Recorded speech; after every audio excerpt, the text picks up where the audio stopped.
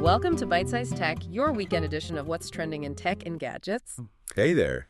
It is Saturday, May 17th, 2025, and we've got the top 5 tech stories making waves this week. All packed into, what, under 10 minutes? That's the plan. Your tech espresso shot for the weekend? Ready to jump in? Let's do it. What's first? Okay, first up, a bit of a stumble for Apple. On Friday, Apple Pay. Yeah. Well, it just kind of stopped working for a lot of people. Yeah, that was pretty widespread, wasn't it? Across the U.S., people couldn't make purchases. Right. And Apple Cash Access went down, too. You can just imagine the frustration at coffee shops everywhere. Oh, absolutely. Down Detector, the outage tracking site, it apparently spiked to nearly 3,000 reports. Wow. Yeah, and social media, predictably, was buzzing with less than happy users. Well, It really shows how much we rely on these things, doesn't it? it really does. When they glitch, it's chaos. Thankfully, Apple did acknowledge it pretty quickly. And they seem to get services mostly back online by midday. And it wasn't just pay, right? Yeah. It was cash, Apple Card. The wallet app itself, yeah, everything. Started around 8 a.m. Pacific time, apparently. So what was the cause? Any word? Well, the consensus from cybersecurity folks seems to be an internal technical glitch, not, hackers or anything malicious. Okay.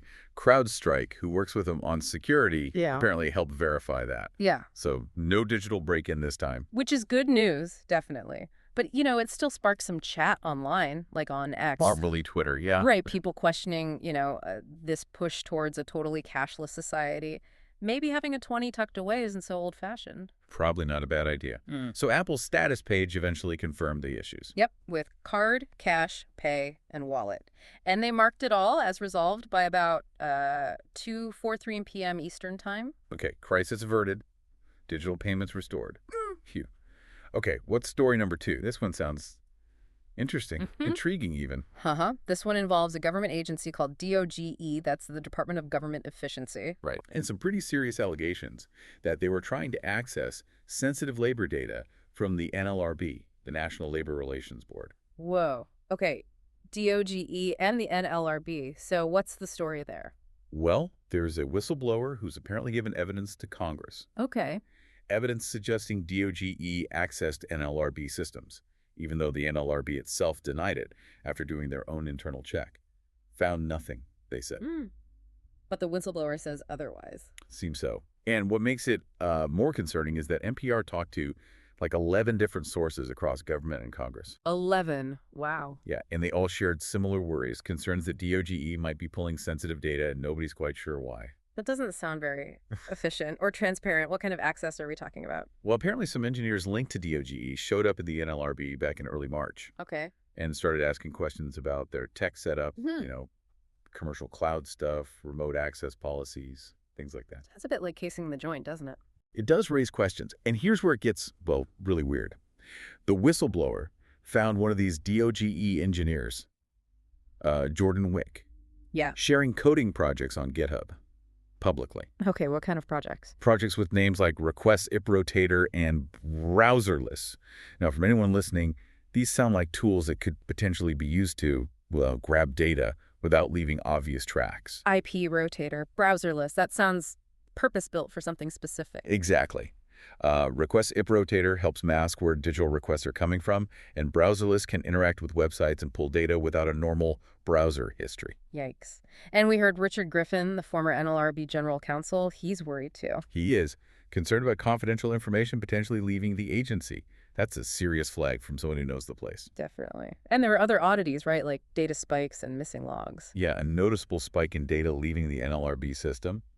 But get this, the outbound traffic logs, the records of that data going out. Missing? Missing! How convenient. And some activity was tied to a deleted account, which just adds, another layer of mystery. This is really sounding less like government efficiency and more like, a bad techno thriller plot. Did it get strange? Oh, it did. After the whistleblower started prepping a report for CISA, the cyber agency, they received a threatening letter.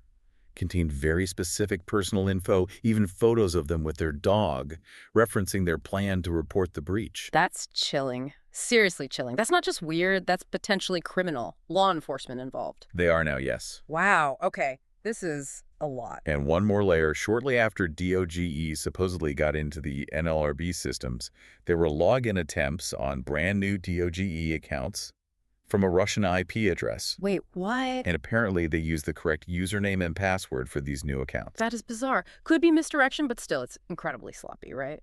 What are the security experts saying? They're basically warning that this whole rapid DOGE approach might have punched holes in government security. Yeah. Made things easier for actual adversaries. Undermining security in the name of efficiency.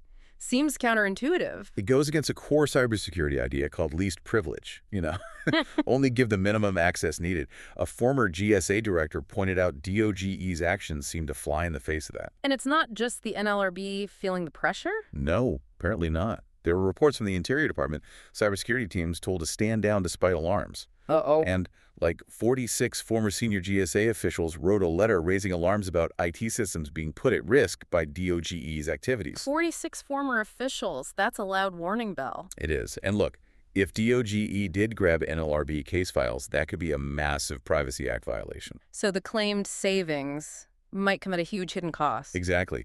DOGE is talking about $160 billion saved. But some analyses suggest their actions could actually cost taxpayers maybe $135 billion this year alone. Paid leave, rehiring, lost work time. It adds up. Definitely makes you question the real price of cutting corners. Okay, wow.